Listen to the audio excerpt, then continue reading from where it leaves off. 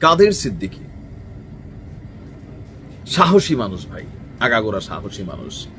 Even Awami League সরকারের আমলেও উনি বাটে ছিলেন, আবার পরবর্তী সময় দেখলাম যে শেখ হাসিনার সাথে তিনি ভালোই সম্পর্ক স্থাপন করছেন। তো সবকিছু মিলিয়ে সরকার পরিবর্তনের পরেও জনাব কাদের সিদ্দিকী তিনি ভালোই অবস্থানে আছেন এবং কথাবার্তা বলছেন। তবে এবার যা বলছেন নাহিদের ইজ্জত শেষ, এবং কি বাকিদেরকে একটা আলটিমেটামও তিনি যেটা দিচ্ছেন এটা কিন্তু বাস্তব। সেই কবে সাইদি সাহেবের যখন ফাঁসির রায় হয়েছিল, একজনে মিষ্টি খাওয়াইছিল, কালকে তারে ধৈরাই না গণতোলাই দিছে। তাহলে এখান থেকে কি শিক্ষণীয়, ওইটাই কাদের সিদ্দিকী হয়তো বোঝানোর চেষ্টা করছেন। বঙ্গবন্ধুর বাড়ি যারা ভেঙেছে মনে রাখবেন তাদেরও বাড়ি ঘর আছে, আছে অবশ্যই, নিশ্চয় ফুটপাতে থাকে না, তাদেরও কবর রয়েছে, তাদেরও স্মৃতিসৌধ রয়েছে। তাদের কবর হাতে নিয়ে তো ঘুরতে পারবেন না, মানে দলকে উদ্দেশ্য করা হোক, ব্যক্তিকে উদ্দেশ্য করা হোক, যে তাদের কবর তো আপনি সাথে নিয়ে ঘুরতে পারবেন না, বাড়িঘর তো আর হাতে নিয়ে পালাই যেতে পারবেন না, তাই সীমা অতিক্রম করবেন না। ওনার এই কথাটা সার্বজনীন।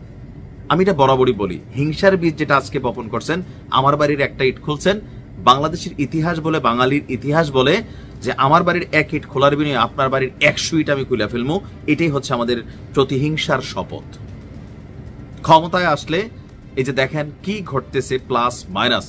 তো এই যে এত বছর করছে, তো এখন আপনি আবার করবেন, তো করার পর আপনি আবার কি এই দেশে কি পরিবর্তন হচ্ছে না? হইতে পারে, নাও হইতে পারে, কিন্তু যদি হয় তখন বুড়া বয়সে বিদেশ দিয়ে পালাইবেন। যে আওয়ামী লীগের নেতা কর্মীরা কত বুড়া, লাট্টু বুড়া, ফাট্টু বুড়া, এই এখন দেখেন দৌড়ের উপর আছে, পলাতক আছে, কেন? জুলুম করছে। আওয়ামী লীগ করা সবার অপরাধ ছিল না, বহুত আওয়ামী লীগের নেতা কর্মী এলাকাতে ভালো আছে, আমি আমার এলাকায় দেখছি ভালো আছে অনেস্টলি, কারণ মানুষের উপর অন্যায় অত্যাচার করে দল করছে, কিন্তু যারা জুলুম করছে এগুলো দৌড়ের উপর আছে, এদের বাড়িঘর ব্যবসা প্রতিষ্ঠান নাই হয়েছে।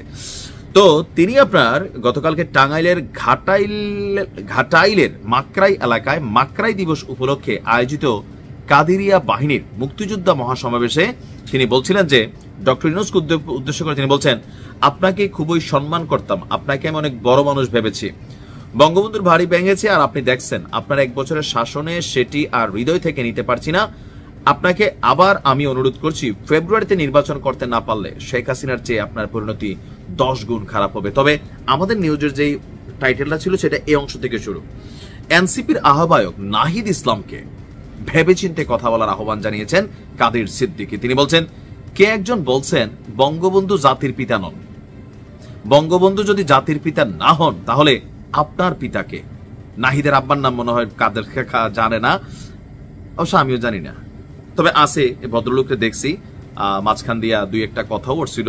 যাই হোক, ওই যে এনসিপি যেদিন ইয়া করছিল আপনার তাদের সংগঠনটার যেটা উদ্বোধনী দিন ছিল, নাহিদের আব্বা বিশাল মিছিল নিয়ে সেখানে গেছে, পাঞ্জাবি টাঞ্জাবি পরা, কাকারও চেহারা বদলেছে, সুন্দর, নাহিদও ফর্সা, অনেকে কয় বাপ দৈকা ফুত হইছে এরকম। যাই হোক, তো তিনি বলছেন যে কোন সন্তানের পিতা না থাকলে সেই সন্তান সম্মানী সন্তান হয় না, সে সন্তান কুলাঙ্গার হয়।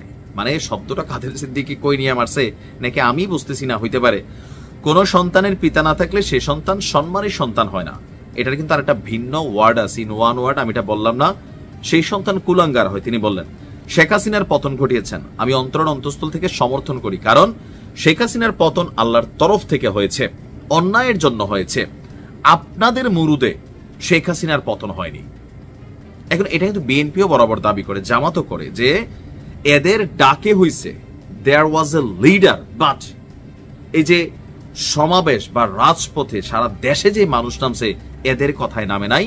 পরিস্থিতি ভিন্ন ছিল, শেখ হাসিনা অন্যায় অত্যাচার করছে, মানুষ মাঠে নামছে সামহাও, অথবা মেটিকুলাস ডিজাইন ছিল, রাজনৈতিক দলগুলো তাদের রাজনীতি টমিয়ে কাটাবে, এটা আওয়ামী লীগও খাটাবে, সুযোগ পেলে খাটানোর চেষ্টাও করছে, ইট ওয়াজ হ্যাপেন্ড, ঠিক আছে। তো বলছে যে জনগণ রাস্তায় নামেছিল বলেই শেখ হাসিনার পতন হয়েছে, কিন্তু আপনারা যদি শেখ হাসিনার বিরুদ্ধে অন্যায় করতে যান, আমি কাদের সিদ্দিকী বেঁচে থাকতে তা হতে দেব না। আইন অনুযায়ী শেখ হাসিনার বিচার করুন, তাকে শাস্তি দিন, মাথা পাইতে নেব। বাংলার মাটিতে বঙ্গবন্ধু চিরকাল থাকবে।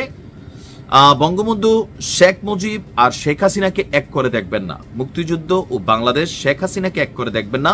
যতদিন বাংলাদেশ থাকবে ততদিন জয় বাংলা থাকবে, ততদিন জয় বঙ্গবন্ধু থাকবে, বঙ্গবন্ধু বাংলাদেশের পিতা থাকবে।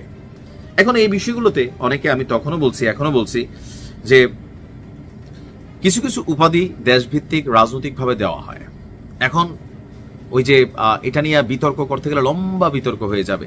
তারপরেও কেউ জাতির পিতা মানেন, কেউ না মানেন, বাট রাষ্ট্রীয়ভাবে যে সকল স্বীকৃতি থাকে পরবর্তী পলিটিক্যাল গভর্নমেন্ট আসলে সরে যায়। বাট একজন মুসলমান হিসেবে একজন মুসলিমের জাতির পিতা হচ্ছে হযরত ইব্রাহিম আলাইহিস সালাম।